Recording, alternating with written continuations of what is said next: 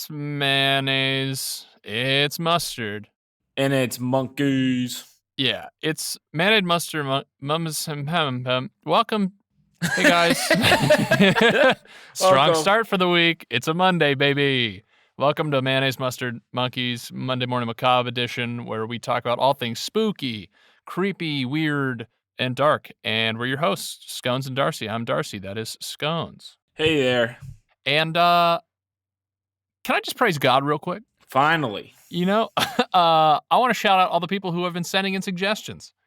You guys have been doing a great job. We got a bunch of suggestions in the past week, which makes our lives easier because we don't have to Google stuff. It's a great 1-2 punch of making our lives easier and giving you the content you want. Content you want and deserve. So thank you for letting me just praise God.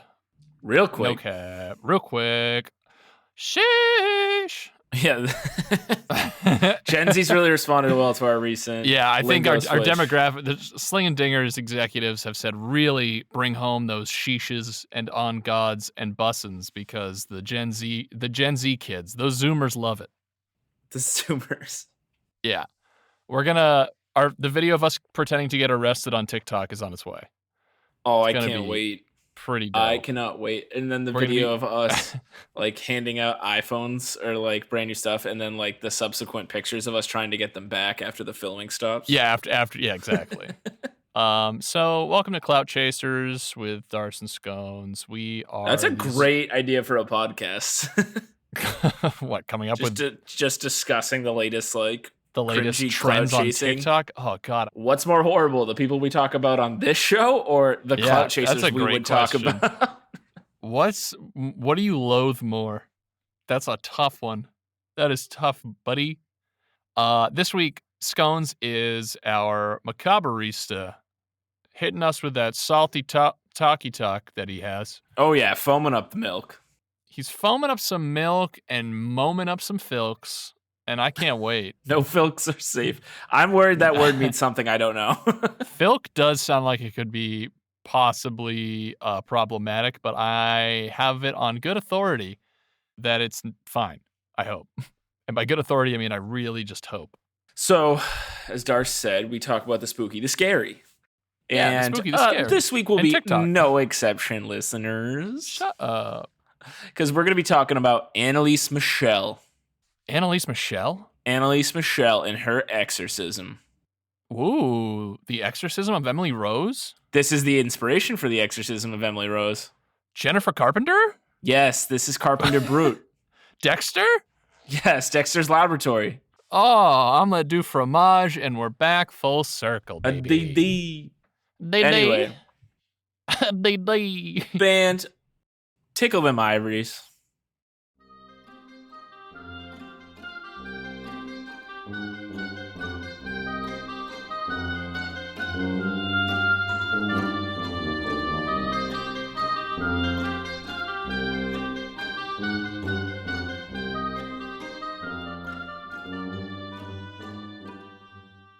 And we're back. Welcome back to TikTok Clout Chasers. We are here with another edition. Scones. Today we're covering selfies with dead bodies. Today we're in our highest waisted jeans, and we're going to be covering selfies with dead bodies and center parts. Yeah, we're going to be making fun of people with side parts. Side parts, yeah, exactly. And skinny people jeans with side parts, jeans, you should be dead. Yeah, look at those jeans, no holes. What a fucking dumbass. Anyway. An absolute idiot. Our source for today is source me up before you go. Little site called All That's Interesting. And no fucking way. You don't say. Yeah, little site. It's an article by Gabe Paliotti. Checked by John Kurowski. So we got a fact checker in here, folks. And read by Scones. Yeah, impopular. Doing the hardest lift of the whole endeavor. I'm Scones. Like the film adaptation of this book. Yeah, exactly. The woman who would inspire the horror film, The Exorcism of Emily Rose, became infamous for her tragic fight with demons and her terrifying death. Scones, real quick, and I know this is off topic, but Yeah, if are you could have praising God again? let me praise God real quick, Scones. And I hate to interrupt you, but who would you want to play you in the movie of Monday Morning Macabre? Conan O'Brien, but with CGI to make him look young. Like de-aged Conan O'Brien? Yeah, like the Irishman. Okay, great. All right, praise God over. Back to the show. Wait, who are you? No. You only get one, listeners. Listen next week. This is how you get them, Scones. We're gonna tune in next week. It's gonna be de-aged Conan O'Brien and then aged up Millie Bobby Brown for me. Yeah, Hugh Jackman. And then we gotta make him taller and then Conan O'Brien shorter. It's a lot of unnecessary. It's a horrible casting. It's a lot of extra work. A lot of CGI for the CGI. But you know department. what? We're adamant about our vision, and the studio respects that. Alrighty.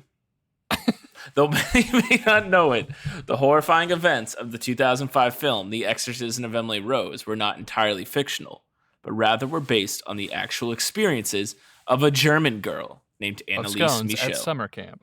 Of me in 8th grade. Anneliese Michel grew up devoutly Catholic in Bavaria. Oh wait, can I praise God real quick? Yes, finally.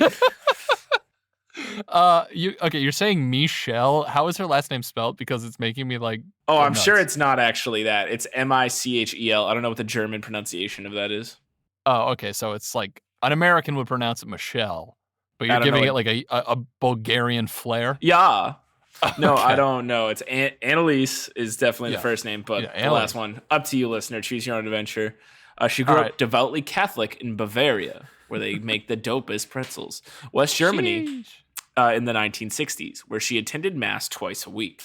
Where they make the dopest Christians. Praising God again. Praise God.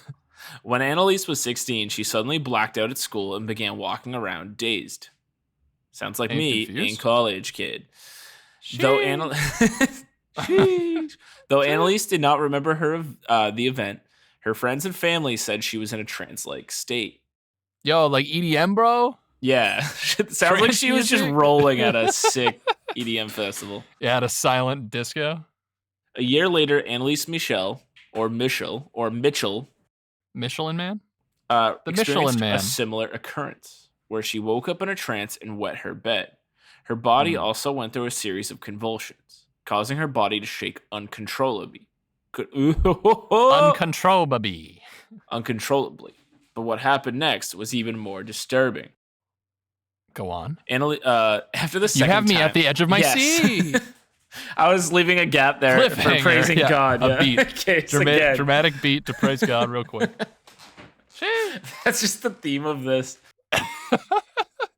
It is ironic that this was... It's an exorcism, yeah. An exorcism episode that this came from. After the second time, Anneliese visited... Oh my God. Hold on. Let me get some water. My reading This is wild. Scones. Okay, Scones are getting some water, gang. Just want to shout out all the patrons on Patreon, guys. I also want to shout out fall, autumn, if you will, because it's sweater weather. You know? Remember the song Sweater Weather? Leather, yellow leather. Get your cocoa, get your fall gear, get your layers on, babies, because it's time to get cozy with a little book near a window as the leaves fall. Or if you're in LA, just enjoy being in hell for the rest of eternity. After the second time, Anneliese visited a neurologist who diagnosed her with a temporal lobe epilepsy, a disorder that causes seizures, loss of memory, and experiencing visual and auditory hallucinations. What a horrifying disease to have. Yeah, that must be tough, dude. That's like I was reading like some messages from someone who's schizophrenic, I'm pretty sure. And I was just like, man, this is crazy that like this is their reality. Yeah, you know? Really tough. Temporal lobe epilepsy can also cause Geischwind syndrome. Yeah, I might have messed up that. It's some dude's name. No, that sounds good. A disorder marked by hyper-religiosity. What? So it's a disease that makes you praise God all the time. Yeah, not even real quick, like extended periods of time. After her diagnosis, Anneliese began taking medication for her epilepsy and enrolled in the University of Würzburg in 1973. Okay, tough school. However, it was a reach school and she got in. Yeah. Just kidding. I don't know anything about the University of Würzburg. But you do know a lot about her personal college goals. Yes. However, the drug she was given failed to help her, and as the year progressed, her condition began to deteriorate. Though she was still taking her medication, Anneliese began to believe that she was possessed by a demon and that she needed to find a solution outside of medicine. So you gotta wonder how many exorcisms and religious events throughout history were actually because of Geischwin syndrome. I was gonna say there's probably, I would say probably 95% of events like this are due to hysteria in some form. What year was this taking place again? This is 1973. Oh, this is 70s. Okay, cool. So this is the height of Do you remember the 21st? Ooh, that's coming up. That's this week. Sheesh. What is this? Is some serendipity whippities. This episode. You want some serendipity whippets, dude? This episode's serendips and chips, dude. T-shirt idea right there. Don't know what it is, but it's there. Dipping our toes in the but it's like a 3-bean dip. It's like a taco dip, but it's us dipping our toes in it. Yeah, people just want to see our feet. It's very fetish. It's a very expensive T-shirt. Anyway, she began to see the face of the devil wherever she went, and said she heard demons whispering in her ears. When she heard demons telling her she was damned and would rot in hell while she was praying, she concluded that the devil must be possessing her. A fair conclusion to make. I mean, if you're literally that's what's so scary about it, is that that's genuinely her reality and her truth, and it's because of a disease. Understandable. Yeah, and you just can't. How do you not believe that the devil is real and that all of these demons are there when they're you're literally he's in the room screaming at you? Yeah, yeah. Audience, you're am I using an HTC Vive right now? Am I in a VR headset? No. Then I guess this is literally just real life. Without the context, you would sound crazy if you didn't believe that. Right. Yeah. Exactly. Anneliese, I'm not crazy, you're crazy. Yeah, I'm not crying, you're crying. Anneliese sought out priests to help her with her demonic possession, but all the clergy she approached rejected her request, saying that she should seek medical help and that they needed the permission of a bishop anyway. Is it really hard to get the bishop on the line, I guess? Right. Get 73, give him a call. Just ring him up. I know, what is he doing? Right. What is praising God real quick? He's in praising. I mean, yeah, probably. But so yeah, don't call him on Sunday. Call him Tuesday at 3 p.m. You'll get him. At this point, Anneliese's delusions had become extreme. Believing she was possessed, she ripped the clothes off her body, compulsively performed up to 400 squats a day. So she was probably, dude, her box jumps were probably insane. Student athlete, yeah. Squat-tober. Crawled under a table and barked like a dog for 2 days. Dude. Barktober. Remember this? Obviously, this girl does not have this, but remember when we talked about that girl who I went to high school with that acted like a dog? Oh, yeah, maybe she had. I really hope, God, I hope for that girl I went to high school with, I really hope she does not have Gershwin syndrome. This sounds horrifying. Yeah, that would be the saddest. I think she just liked dogs and hating being a person. Which, to be fair, being a Which dog honestly makes sense. Sounds way cooler than being a person anyway.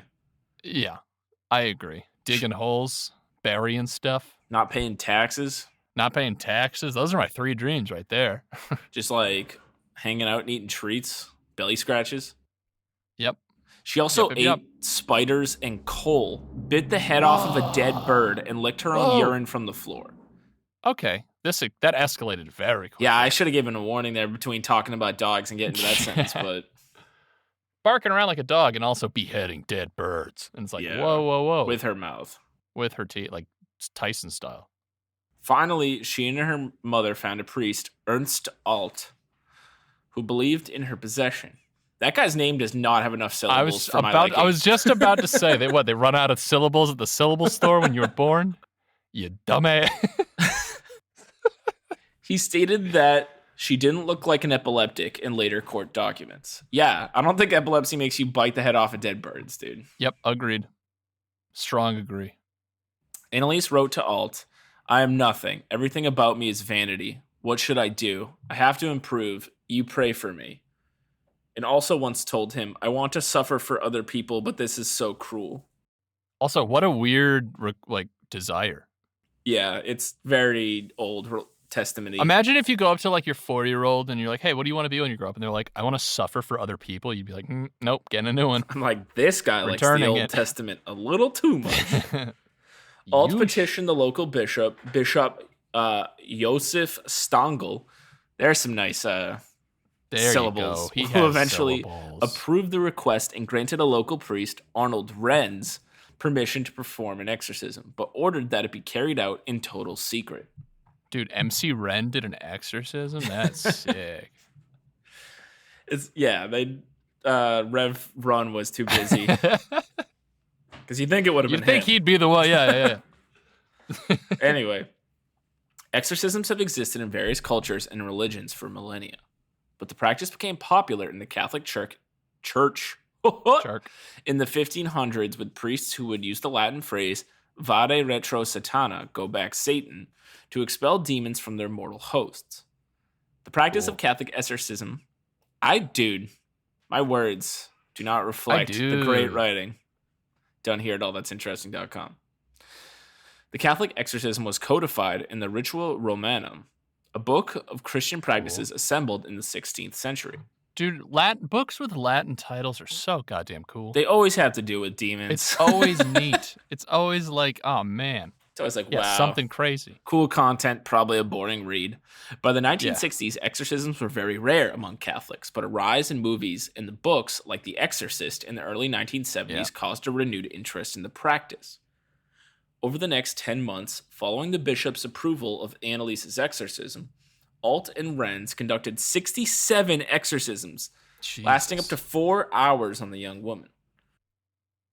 Through these sessions, 67 all on her specifically? Yes, and they could be up to 4 hours. Holy moly. Through these sessions, Anneliese revealed that she believed she was possessed by 6 demons. And not just any 6 demons. When you hear this list, she went straight to the top. It's just, you got like A-listers. Lucifer. Beelzebub. Oh, there you go. Lucifer. Cain. Okay, solid. Judas. Yeah, these are like... Adolf Hitler. Roman Emperor Nero. Dude. And Fleischmann, some disgraced priest. She got straight up the like A-list celebs. The dream team of demons. Yeah, that is. She got like the residents. Ocean's 11 of hell. All these spirits would jostle for power of Anneliese's body and would communicate from her mouth with a low growl. And there's actually, if you want to look up, there's enhanced audio from one of the recordings, an audio tape. I won't play it here, but just so you listeners know, if you're want a little, if your spines could use a little tingling today, you can look that up on YouTube. If you want something to fall asleep to, yeah, there you go. If you want something to put your kids to bed, yeah. If you want to do some homework by the windowsill, if you don't know what to play at your grandma's birthday party, the demons argued with each other, with Hitler saying, "People are stupid as pigs. They think it's all over after death, but it goes on." And Judas saying Hitler was nothing but a big mouth who had nothing real to say in hell. Judas and Hitler, beef of the century in hell. Yeah, I was going to say the roast of Hitler.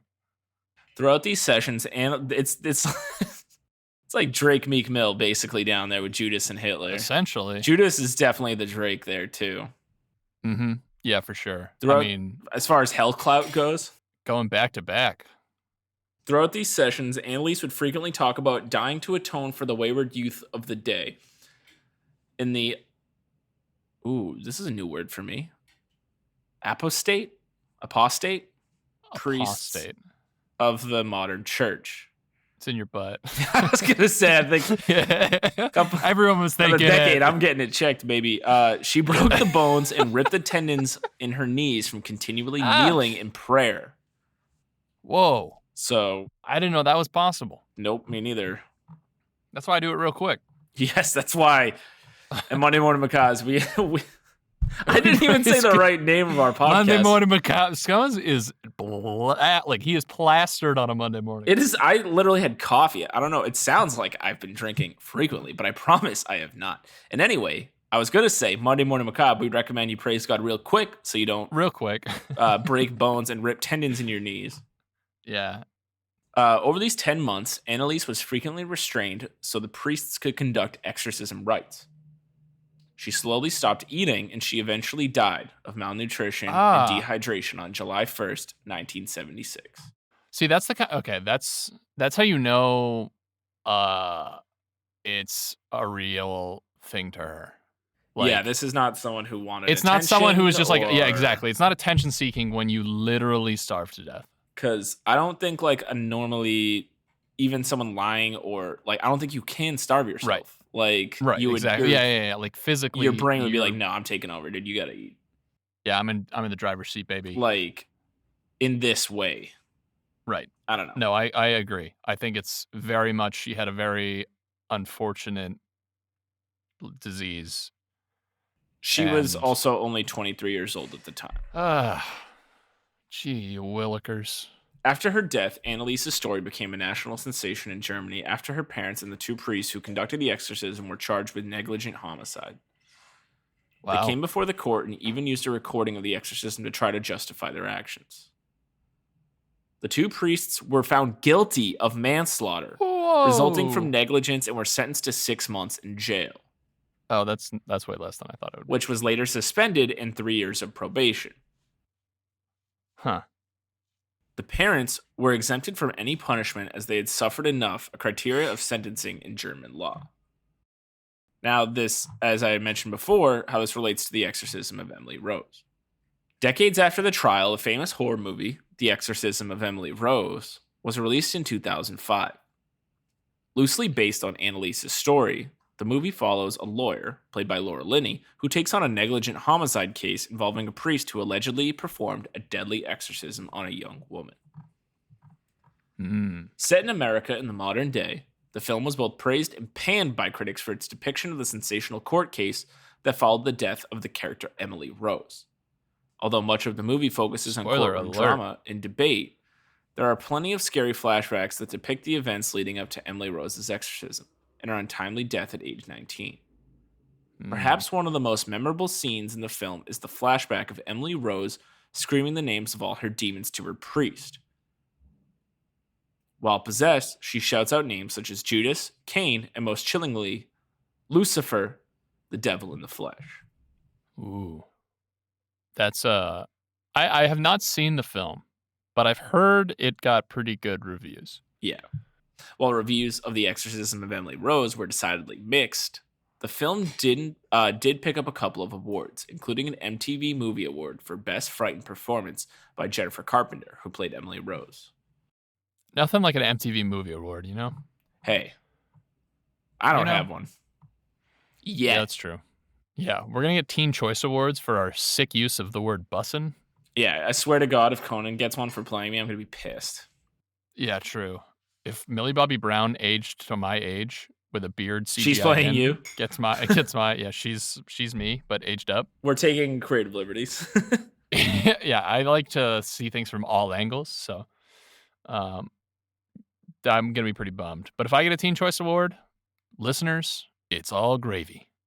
Other than her inspiration for a horror film, Anneliese became an icon for some Catholics who felt modern secular interpretations of the Bible were distorting the ancient supernatural truth it contains. The surprising thing was that the people connected to Mitchell, were all completely convinced that she had really been possessed. Remembers Franz Barthel, who reported on the trial for the regional daily paper, The Main Post. Buses, often from Holland, I think, still come to Annelie's. Buses. What was that? Bus? Okay, thank you. No, buses, often from Holland, I think, still come to Anneliese's grave, Barthel says. The grave is a gathering point for religious outsiders. They write notes with requests and thanks for her help and leave them on the grave. They pray, sing, and travel on. While she may be a source of inspiration for some religious people, the story of Anneliese Michel is not one of spirituality triumphing over science, but of people who should know better than allowing a mentally ill woman to die. It's the story of people projecting their own beliefs, hopes, and faith on a woman's delusions and the price that was paid for the beliefs. So that's the writer's opinion there. Yeah. But I also kind of agreed that... Yeah, no, I was going to say. Also, who knows, this seems like her condition was very extreme in that I don't know if even medicine in 1973 can help Gershwin syndrome. Right. I don't know if medicine now can. Yeah, I was gonna say. It sounds also. It's interesting to be like how much of this predates. Gershwin syndrome's been around forever, I would presume, and I don't think it was just like in 1965 a bomb exploded and Gershwin syndrome was released. Like, so whatever happened in history, there's probably been a lot of cases of this kind of thing. And I assume that the disorder marked by the religiosity probably adapts to any religion or like belief system. Right, whatever your circumstances. I assume it's not just like circumstances are. Just a sad reality that kind of thing exists. But a fascinating story in a macabre way. Very. Like the fact that somebody could literally just have demons speaking and seeing like visible to them and like speaking to them, and they just have to like pretend like everything's cool. Like I completely understand how that would not, how she would have so much trouble. Like it's crazy. Right, and it's modern enough that it's pretty well documented. There's a lot of images taken from the exorcisms that are very disturbing. She has like basically constantly throughout this has like 2 black eyes. She's obviously pretty emaciated and like her legs, like it said, like are pretty obviously messed up from being like all the tendons and bones like messed up. Yeah, so if you guys want to check those out, feel free. If you want to take a gander, I guess you can find them online. And I mean that's the sad reality we live in, is that's something that could happen to any of us, which is scary to think about. I don't know the origin of Gershwin. I don't know if it's like hereditary or if it's you just wake up one day and all of a sudden demons are there. Like, I don't know. Yeah, I don't know much either about like, or like when in life it tends to, if she was like super young for it, or like, let me give you a quick PubMed definition. A characteristic personality syndrome consisting of circumstantiality, altered sexuality, and intensified mental life that's present in epilepsy patients. That's a very vague bird's eye view that could be interpreted differently. Yeah. But essentially, the mark of it is the religiosity part. Yeah, that's a fascinating and specific thing. That right. It must just mean that like whatever your belief system is, that's what the form of the hallucinations take. Which is terrifying. Which probably, for the person makes it so much scarier. Yeah, if you're seeing demons, talk to somebody. Probably not a priest. Probably not a priest. Yeah, maybe don't go to a confessional, but go to like a doctor, a medical doctor, perhaps. And that's, I mean, Scones. I don't know if there's anything else in your text there. No, that's it. But if people want more spooky, scary stuff, we have plenty of episodes, and we got plenty of episodes, merch and such at MondayMorningMacabre.com. MondayMorningMacabre.com. Check us out on Twitter at MMMacabrePod and Instagram on Monday Morning Macabre. Also, October's coming up, spookiest time of the year. That's exciting. So get excited for October. This is the macabre. These are the fall is the time of macabre. So. Yeah, we'll be coming up on our 2-year anniversary. 2 years of just straight no cap bussin'. We're gonna be opening up the voting at that point. Open up the voting season soon. 2 episodes, best of will be coming. Keep eye out there, and we'll keep you up to date with some of the coolest, most exciting news coming out of the Slingin' Dingers Auditorium. And besides that, have a good Monday. Bye. Bye.